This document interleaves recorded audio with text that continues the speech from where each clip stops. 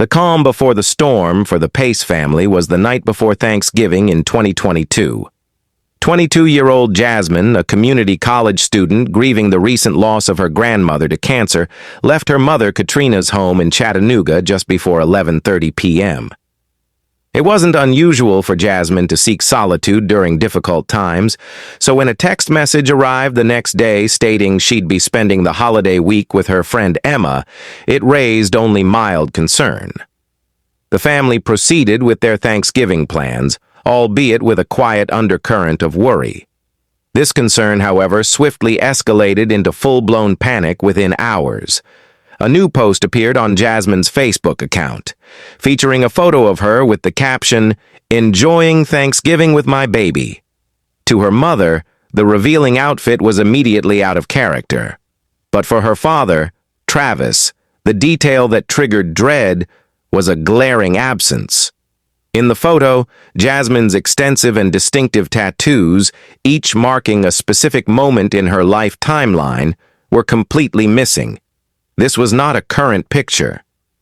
The chilling realization dawned that someone was using Jasmine's account to fabricate a narrative of her being alive and well, while her actual whereabouts were a terrifying mystery. The digital facade marked the definitive end of any notion that Jasmine was simply taking space to grieve. The digital trail and frantic search. With the fake Facebook post shattering any semblance of normalcy, Jasmine's family launched a desperate, multi-pronged search. Their first major clue came from technology. Jasmine's white Chevy Equinox was equipped with a My Chevy GPS tracker. Using the app, her mother located the vehicle parked at the Signal View condominiums, a place where Jasmine had no known connections. Upon finding the SUV, the family discovered the driver's seat pushed far back, suggesting someone much taller than Jasmine's petite 5 feet 2 inches frame had last driven it. Meanwhile, Katrina obtained her daughter's phone records, revealing a call lasting over an hour on the night she vanished. The number belonged to Jason Chen, a University of Tennessee at Chattanooga computer science student Jasmine had been dating casually. When confronted, Jason claimed their last conversation was brief, a direct contradiction to the records. His apparent lack of concern was another red flag. Undeterred by an initial lack of urgency from police, who noted Jasmine was an adult with no obvious signs of foul play, Katrina and Travis took investigation into their own hands, canvassing the condo complex and ultimately obtaining security footage that showed the Equinox arriving, though the driver remained unidentified. The chilling pin drop and discovery of the apartment. Amidst the frantic activity, a crucial piece of digital evidence went initially unnoticed on Katrina's phone. A solitary pin drop location sent from Jasmine's device at 2:18 a.m. on November 23rd, with no accompanying message. This was profoundly out of character. Jasmine had never sent such a signal, especially in the dead of night. Guided by this digital cry for help, the Pace family went to the location, 110 Tremont Street. They began knocking on doors, and a disturbing pattern emerged. Neighbors recounted hearing a loud disturbance, a scream and frantic footsteps coming from one specific unit, apartment 210, around 2:15 a.m., a timeline that matched the pin drop almost exactly. One apartment remained unanswered. Somehow the desperate parents gained entry. Inside the small open-concept unit, they found a nightmare in the making.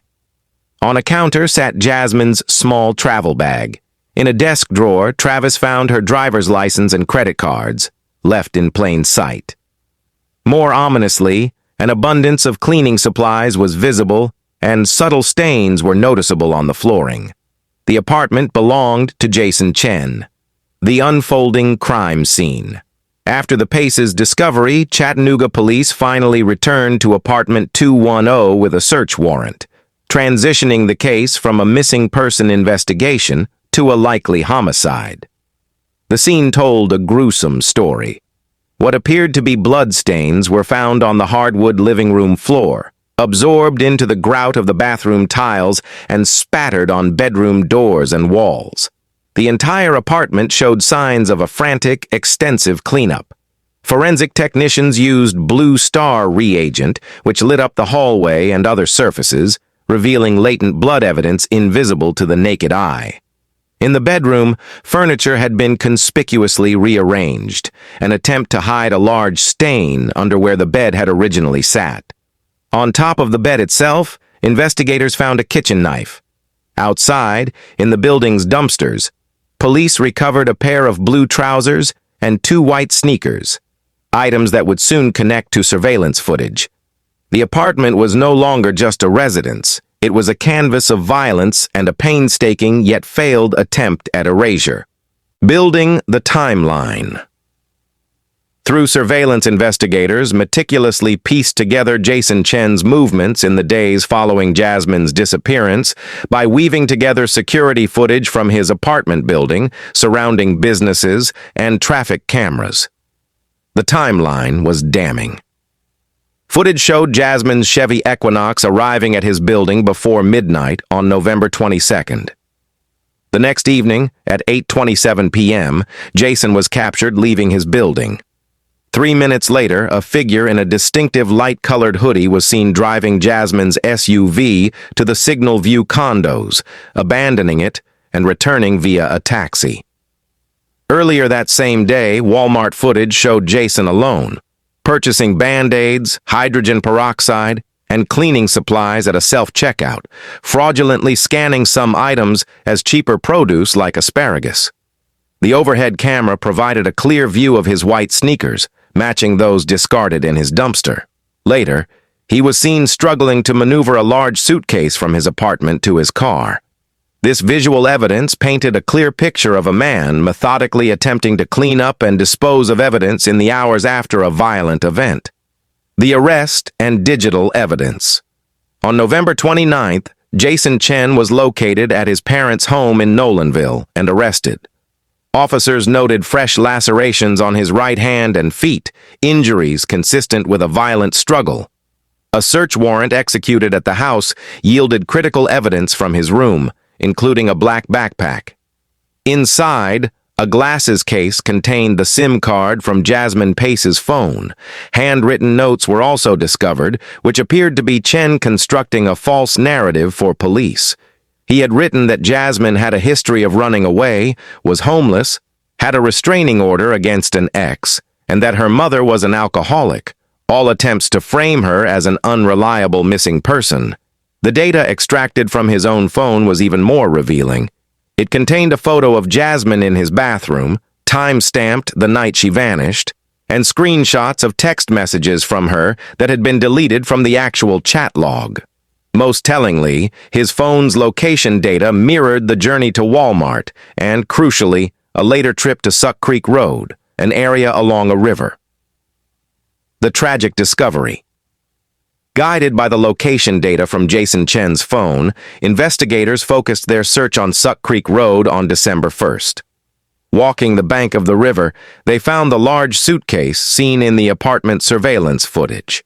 Inside, wrapped in 3 layers of trash bags, was the body of 98-pound Jasmine Pace. The scene was one of profound horror and indignity. Jasmine had been shackled with 2 sets of non-law enforcement handcuffs. One chain was broken, and they were configured to cuff her right arm to her right ankle and her left ankle to her right elbow, a cruel containment likely used to force her body into the suitcase. The subsequent autopsy revealed the sheer brutality of her death. She had been stabbed over 60 times, with the wounds concentrated on the upper left side of her body. The blade of a knife was found embedded in her chest. This discovery transformed the case definitively from a disappearance to a murder of extreme violence, confirming her family's worst fears. Remembering Jasmine beyond the gruesome facts of the case, Jasmine Pace was remembered by her family and friends as a vibrant, loving young woman. Affectionately known as Jazzy, she was a devoted aunt to 2 nieces and a godmother to a young boy named Juan. Her sister Gabby shared that Jasmine dreamed deeply of having children of her own and often spoke about the kind of mother she would be. An animal lover, she cherished her 4 cats. Described as fiercely protective, clever, and brilliant, Jasmine was the person who made sure her friends and family felt loved and supported. She just always made it a point for you to know that she was thinking of you and that she loves you, her sister recalled. These heartfelt remembrances stood in stark, painful contrast to the clinical details of the investigation, highlighting the profound human loss at the center of the tragedy. A life full of potential and love, violently cut short. The defense's controversial strategy at trial. When the case went to trial in January 2025, the defense strategy took a shocking turn. Attorney Josh Wise, in his opening statement, bluntly told the jury, "Jason Chen killed Jasmine Pace." He did not argue for innocence, but for a lesser charge of voluntary manslaughter, claiming the killing occurred in a fit of passion without premeditation. The defense's theory posited that the couple had been drinking wine when Jasmine heard notifications from the Tinder dating app on Jason's phone. A heated argument ensued, allegedly escalating when Jasmine attacked him with a broken wine glass. Chen, they claimed, then grabbed a kitchen knife left on a bedside table and reacted instinctively. The shackles, according to the defense, were not applied before death, but were a panicked afterthought to contort her body for disposal. This narrative aimed to counter the prosecution's claim of a deliberate, premeditated murder, followed by an extensive cover-up, attempting to frame the violence as a sudden, tragic eruption rather than a planned act. The prosecution's case and lasting impact. The prosecution methodically dismantled the manslaughter defense by highlighting the calculated actions taken after Jasmine's death. They presented a timeline built from surveillance, phone data, and receipts, showing Jason Chen's cool-headed efforts to conceal the crime. The trip to Walmart for cleaning supplies, the abandonment of Jasmine's car, the disposal of his bloody clothes, and the use of her phone and SIM card to send fraudulent texts and access her accounts. Most damningly, they revealed he had even messaged a Tinder match as Jasmine after the murder, writing, "I guess we're dating now." These were not the actions of someone in a blind, panicked passion, but of someone thinking clearly to evade responsibility. The gruesome details of Jasmine's stabbing and confinement in the suitcase further argued against a spontaneous fight.